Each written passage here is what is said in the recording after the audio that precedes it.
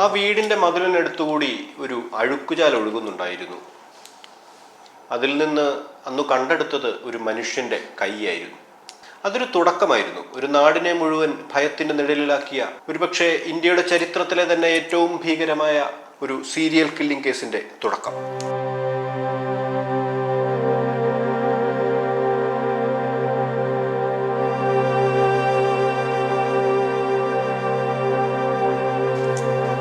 തിരക്ക് പിടിച്ച ഒരു ഉത്തരേന്ത്യൻ ഗ്രാമം.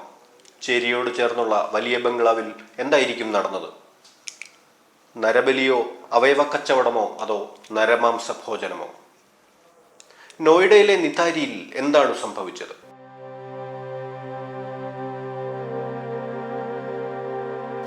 രണ്ടായിരത്തി 2006 ഇടയിലായിരുന്നു അത്. ഉത്തർപ്രദേശിലെ നോയിഡയിൽ ഡൽഹിക്ക് അടുത്തായി വരുന്ന നിതാരി എന്ന ഗ്രാമം. അവിടെ സെക്ടർ 31 D5 എന്ന ബംഗ്ലാവ്.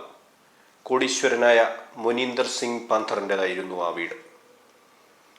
ആ ചേരിയിലെ ദരിദ്രരായ തൊഴിലാളികളുടെയും ദിവസക്കൂലിക്കാരുടെയും കുട്ടികളെയാണ് തുടർച്ചയായി കാണാതായത്. പരാതിയുമായി പോലീസ് സ്റ്റേഷനുകളിൽ കയറിയിറങ്ങിയ മാതാപിതാക്കളെ അധികൃതർ തിരിഞ്ഞു നോക്കിയില്ല.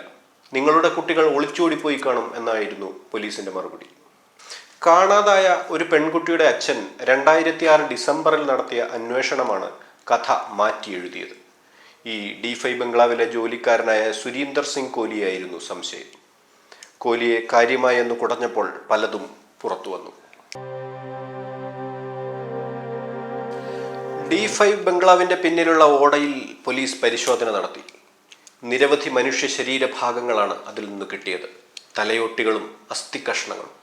16 കുട്ടികളുടെയും സ്ത്രീകളുടെയും മൃതദേഹ അവശിഷ്ടങ്ങൾ. രാജ്യം മുഴുവൻ നടുങ്ങി.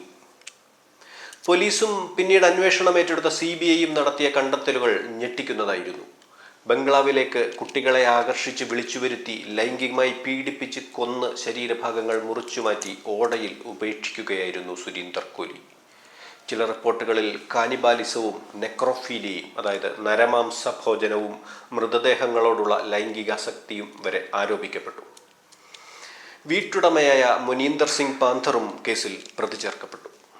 കൊല്ലപ്പെട്ട കുട്ടികളുടെ മാതാപിതാക്കൾ വർഷങ്ങളോളം നീണ്ട നിയമ പോരാട്ടത്തിനിടെയെല്ലാം പറഞ്ഞുകൊണ്ടിരുന്നത് ഒരേയൊരു കാര്യമായിരുന്നു.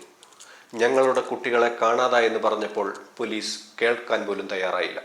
ഞങ്ങൾക്ക് നീതി കിട്ടണം, ഈ ദുരിതം ഇനി ആർക്കും ഉണ്ടാവരുത്. പക്ഷേ അവരുടെ കണ്ണീരിനും രോഷത്തിനും മുന്നിൽ നിയമവും നീതിന്യായ വ്യവസ്ഥയും പലപ്പോഴും നിസ്സഹായമായിരുന്നു. സുരീന്ദർ കോലിക്കും മുനീന്ദർ സിംഗ് പാന്തറിനും വിചാരണ കോടതി വധശിക്ഷ തന്നെ വിധിച്ചു. എന്നാൽ താൻ നിരപരാധിയാണെന്നും കോലി മാത്രമാണ് കുറ്റവാളിയെന്നുമാണ് പാന്തർ അന്ന് വാദിച്ചത്. കോലിയുടെ വധശിക്ഷ പലതവണ സ്റ്റേ ചെയ്യപ്പെട്ടു. നിയമ നടപടികൾ വർഷങ്ങളോളം നീണ്ടുപോയി. 2 പതിറ്റാണ്ട് നീണ്ട നിയമ പോരാട്ടത്തിനൊടുവിൽ അലഹബാദ് ഹൈക്കോടതി കോലിയെയും പാന്തറിനെയും കുറ്റവിമുക്തരാക്കി. ഇപ്പോഴിതാ സുപ്രീം കോടതിയും ഈ വിധി ശരിവെച്ചു. തെളിവുകളുടെ അഭാവമായിരുന്നു ഉന്നത നീതിപീഠങ്ങൾ ചൂണ്ടിക്കാട്ടിയത്. 19 വർഷം ജയിലിൽ കിടന്ന ശേഷം പാന്തറും കോലിയും പുറത്തിറങ്ങുകയും ചെയ്തു. എസ്കോർട്ട് ഗേൾസിനെ വീട്ടിലേക്ക് വിളിച്ചു വരുത്താറുണ്ടായിരുന്നുവെന്ന് പാന്തർ ഇപ്പോഴും സമ്മതിക്കുന്നുണ്ട്. അവർക്ക് സമാധാനമായി ആടാനും പാടാനും മദ്യപിക്കാനും ഒക്കെ തൻ്റെ വീട്ടിൽ സൗകര്യമുണ്ടായിരുന്നതിനാലാണ് അവർ വന്നിരുന്നത്. പലരും ഭർത്താക്കന്മാരെയും കൂടെ കൂട്ടിയിരുന്നുവെന്നും അയാൾ പറയുന്നു. വിചാരണ കോടതിയിൽ കോലിയെ കുറ്റപ്പെടുത്തിയ പാന്തർ ഇപ്പോൾ പറയുന്നത് കോലി വളരെ നല്ല മനുഷ്യനായിരുന്നുവെന്നും അല്ലെങ്കിൽ താൻ ജോലിക്ക് നിർത്തില്ലായിരുന്നു എന്നും ഒക്കെയാണ്. മാധ്യമ റിപ്പോർട്ടുകൾ അന്വേഷണത്തെ സ്വാധീനിച്ചെന്നും അതാണ് താൻ ആദ്യം ശിക്ഷിക്കപ്പെടാൻ കാരണമായതെന്നും അയാൾ അവകാശപ്പെടുന്നു. പക്ഷെ ഒരു ചോദ്യം ഇപ്പോഴും അവശേഷിക്കുകയാണ്. പാന്തറും കോലിയും നിരപരാധികളാണെങ്കിൽ പിന്നെ നിതാരിയിലെ പെൺകുട്ടികളെ കൊന്നത് ആരാണ്? പ്രതികളെ വെറുതെ വിട്ട കോടതി വിധി സ്വാഭാവികമായും ഇരകളുടെ മാതാപിതാക്കളെ കൂടുതൽ വേദനയിലാഴ്ത്തി. ഞങ്ങൾക്ക് നീതി നിഷേധിക്കപ്പെട്ടു, ഞങ്ങളുടെ കുട്ടികളെ കൊന്നത് വല്ല ഭൂതമായിരുന്നോ എന്നാണ് അവർ ചോദിക്കുന്നത്. ഈ കേസിന്റെ ഭീകരത സിനിമയ്ക്കും വെബ് സീരീസിനും ഡോക്യുമെന്ററിക്കുമൊക്കെ വിഷയമായിട്ടുണ്ട്.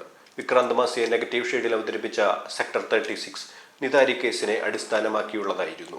ദി കർമ്മ കില്ലിങ്സ് പോലുള്ള ഡോക്യുമെന്ററികളും ഈ കേസിന്റെ ദുരൂഹതയും സാമൂഹിക പശ്ചാത്തലവുമൊക്കെ ചർച്ച ചെയ്തിട്ടുണ്ട്. നിതാരി അതൊരു സ്ഥലപ്പേര് മാത്രമല്ല, നഷ്ടബാല്യങ്ങളുടെയും നീതി നിഷേധിക്കപ്പെട്ട മാതാപിതാക്കളുടെയും നിയമവ്യവസ്ഥയിലെ പോരായ്മകളുടെയുമൊക്കെ പ്രതീകം കൂടിയാണ്. മനുഷ്യ മനസ്സാക്ഷിയിലെ ഒടുങ്ങാത്ത നീറ്റലാണ്. ഒളിച്ചോടിപ്പോയെന്ന് ഒരിക്കൽ പോലീസ് വിധി എഴുതിയ 20 വർഷങ്ങൾക്കിപ്പുറവും നീതി കിട്ടാത്ത ആ കുഞ്ഞുങ്ങളുടെ നിശബ്ദമായ തേങ്ങലുകളായിരിക്കാം ആ വലിയ വീടിൻ്റെ മതിൽക്കെട്ടിനുള്ളിൽ ഇപ്പോഴും മാറ്റൊലിക്കൊള്ളുന്നത്.